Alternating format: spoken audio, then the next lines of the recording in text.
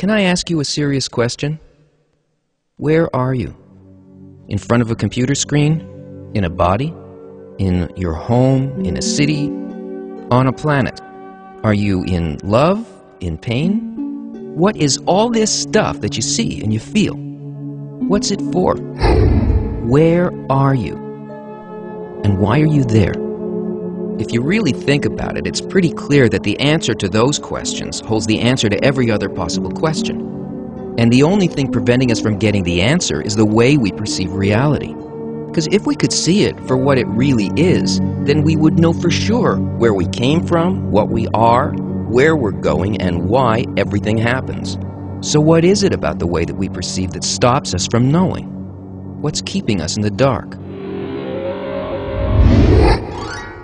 Okay, let's start out here. This is the whole of reality. What we think of as other dimensions, non-material potential. Everything that's hidden from us, our future. What we want to feel but can't. What we want to know but don't know yet. For some reason, we have no sense of this. So to us, it's as though it doesn't exist at all. And what is all of this? Unlimited pleasure, unbounded existence, complete perception, and connection with the force that builds and guides the material universe, where we are. This is us, a closed box with 5 little openings to what surrounds us. And even though we have these 5 senses to tell us what's real and to guide us, none of them works in a way capable of sensing anything that's out here for what it actually is. The problem is, this is where we all really live. Yet we only experience what you find in there. And what you find in there is limited perception, isolation, fleeting pleasures, and all kinds of problems that cause suffering. Why don't we experience what's out here? Instead of what's in here? When something from the total of reality comes calling, we think we know what it is. But we never get the thing itself. It never actually enters the box, because the senses aren't really openings. What's outside the box hits some kind of resistance, a screen, a barrier, like an eardrum, or a retina, a taste bud, or a nerve that interprets what's outside, and then gives it an identity and a meaning, according to the effect that this unknown thing might have on the box. But the interpretation that the sensor gives us is entirely limited to the way it's programmed. The program doesn't tell us what the outer objective reality actually is. It reduces it, turning it into something else according to its rules. And all of our senses run on the exact same program. So whether your eye uses an electron microscope or the Hubble Space Telescope, what you'll ultimately see will always be a subjective picture, determined and controlled by the program. So what exactly is the program? It's called egoism, self-concern. How does this affect me? What do I get out of this? In other words, the will to receive. The box is a machine. The input, a formless unknown that gets processed through an inner program. And the output of the machine is our reality. But this isn't real reality. It's just the way it appears to the will to receive. Because out here, everything operates according to a different, all-encompassing program that only creates, sustains, and guides. It has absolutely no self-concern, so it has no limitations. It is unconditional altruism, the general law of the universe, the single benevolent force behind all nature and existence. It's the thing that gives you your life.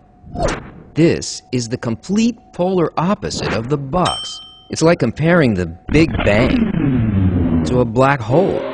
It is so unlike the reason behind everything we feel, want, and do, that as long as we measure life through the 5 senses and the will to receive, we will never know our true nature, the nature of reality, or the purpose of our lives. The end. You don't really think that this is the end, do you? Because that would mean that life was designed to be cruel and senseless. And even though it sometimes feels that way, like right now, there's a point inside you that's sure that there's a way out of this narrow existence. And there is. But it all depends on how you desire. When the need to get out of the box finally becomes strong enough, a different kind of desire appears as a tiny point in your consciousness. And the only thing that it wants is to be directly connected with the program outside of the box. Once this point of desire is awakened, if you know how to develop it, it can grow to become the basis of a completely new, non-physical sense that can perceive the greater reality, and even the thought of the force behind it. How can that happen? It can happen because there's a principle of non-physical nature called equivalence of form. In the physical world, you can take two things that are very different in form and quality, and you can put them near each other in space and say they're close. But out here, there is no time, no space. And there are no separate objects like there are in the physical. Out here, there are only forces, fields of influence, varying levels of bestowal that resemble the thought behind the general law of the universe. In the non-physical, if things have different qualities, they're distant. If they have similar qualities, they're close. But if they have exactly the same quality, feeling, and purpose, then they are in fact the same thing. They're inseparable, bonded.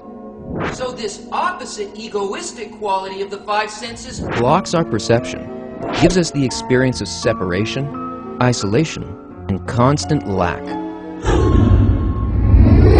But that embryonic point in your heart is unconsciously similar in quality and feeling to the unseen world.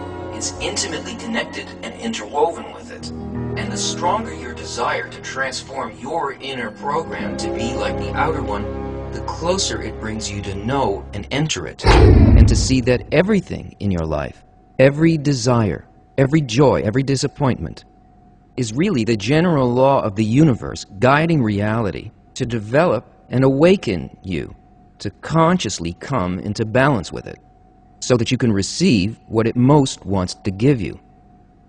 The ability to be just like it, so that what it feels, you feel, what it knows, you know, and what it can do, you can do. The method of developing this additional sense is called Kabbalah. Kabbalah is not religion, it's not mysticism or magic, it's the user's manual for reality. It's a map of our sensations and feelings. It explains how our inner and outer worlds are constructed and why. It's a science so fundamental that it can only be called wisdom. Kabbalah has been passed down through an unbroken chain from teacher to student over thousands of years, kept hidden until the time when humanity would reach the stage in its development where it could properly understand and use it. That time is now.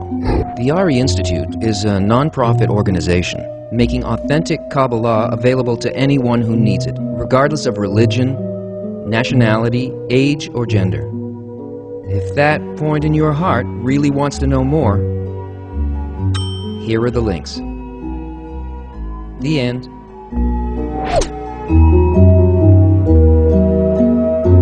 No, really, it's the end.